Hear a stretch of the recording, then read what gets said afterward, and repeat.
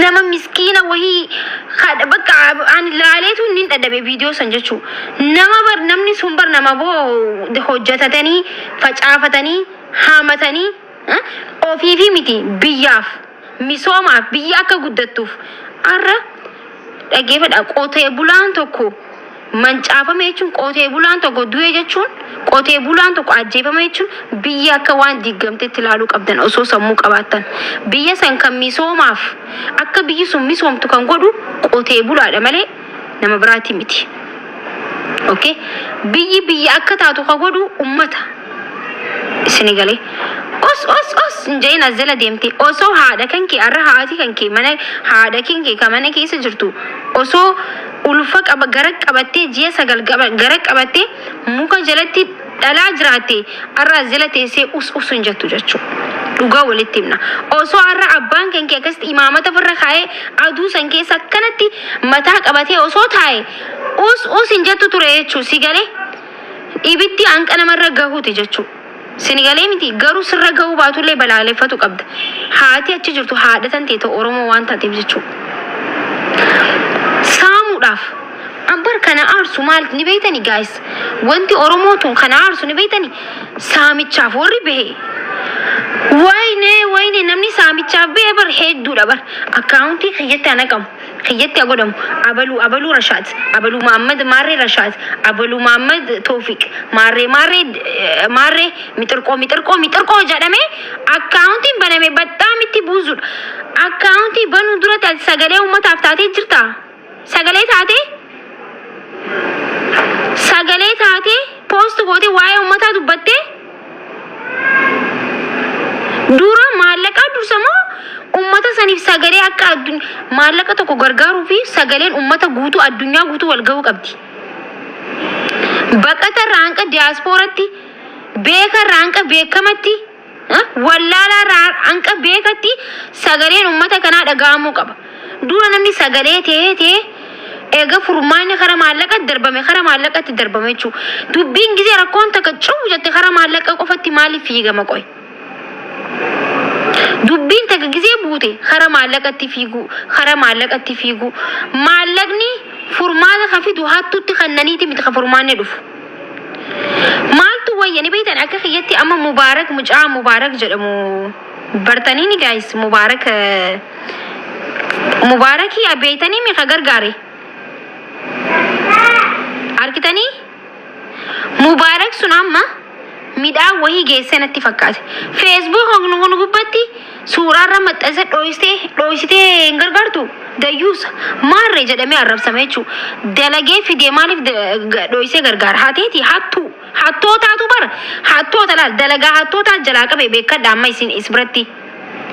Sini galee dalagee fidee hurkee fidee wanni dhoysanii kannaniif maal haadha abbaa isaa ka isaa dhale moo ilmoo isaati moo jaartii isaati ka dhoysee jaartii ta'e miidiyaa irratti hin baasin haadha ta'e miidiyaatti irra hin baasin jaa dhimma uummataati waan ta'e wanni dhoyfamuuf maaliif jira? Indaa'uun maaltu wayyeessini galee akka maakitti jechuudha hundi keessanuu wal gurmeessitanii.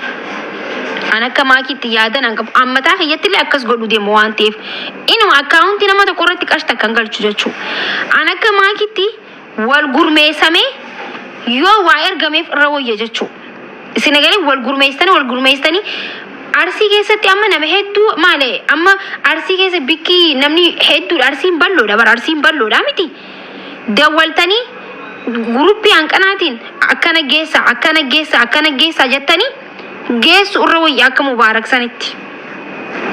Wali qabamee maallayni anquma haayilaayitii daakuu waraabamtee kaan dammoo manatti jaarratu caala sirgalee akkasitti irra wayya jechuudha. Wal jaaree namni biyya keessatti namni waasii geessu hin jiru ni jira. Namni hedduun abbaa barbaadde xalabattee waan barbaadde fira kankee ollaa kankee saahiba kankee si geessuu danda'a jechuudha. Waan wacii kaninaafi namni waan makiinaa isaatiif waan wacii isaa waan guyyaa olmaa isaa kaninaafi namni hundi matarra si baadhatee siin deema jechuudha.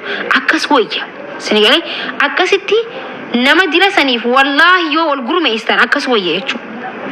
Isin yoo wal gurmeesstan akkasitti hunda isaaniitiif maaliif kaan cinaa gargaaree cinaa dhiisurra hunda isaaniitiif wal gurmeessitee waayyo dhugaadha barama isaan as biratti maalleen isaan hin barbaachisu jechuudha miti qabeenya isaanirraa manca'an sinigalee mana isaaniitu irratti diigamee jira.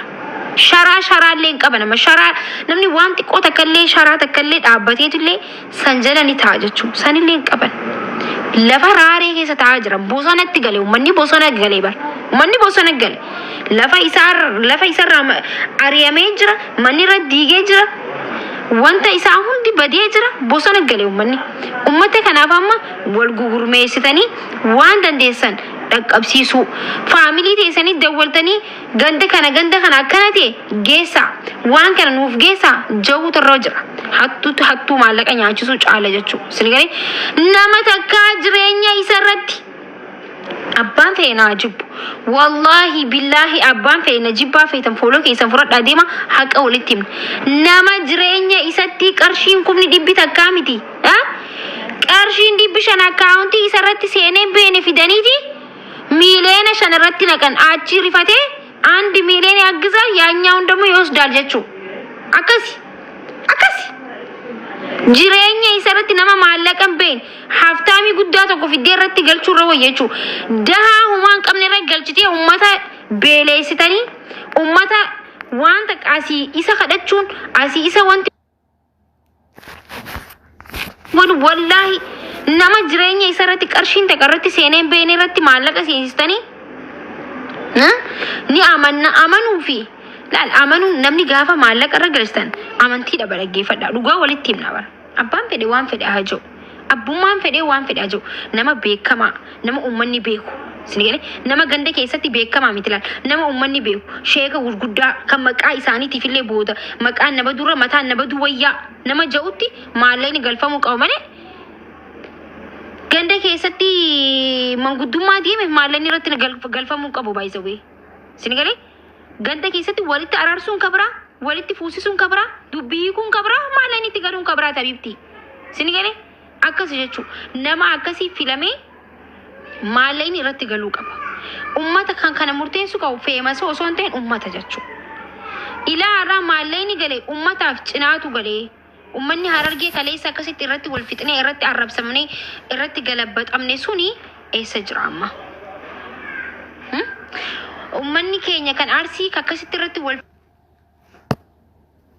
fixnee irratti wanti jenneme maallaqa bar wallahi wabillahi dhageeffadha yaa oromoontu waan beetu yoo jenne waa malee miti namni akka oromootti waa hin beekne hin jiru ani jechuudha gaafa maallaqa mana kanatti guurramu sana waan tiktookiin kiyya mee gargaarsa oromoo kamtu mana nama tokko guurramee waan mana kiyyatti bu'ee jee kasi garsiise maakii malee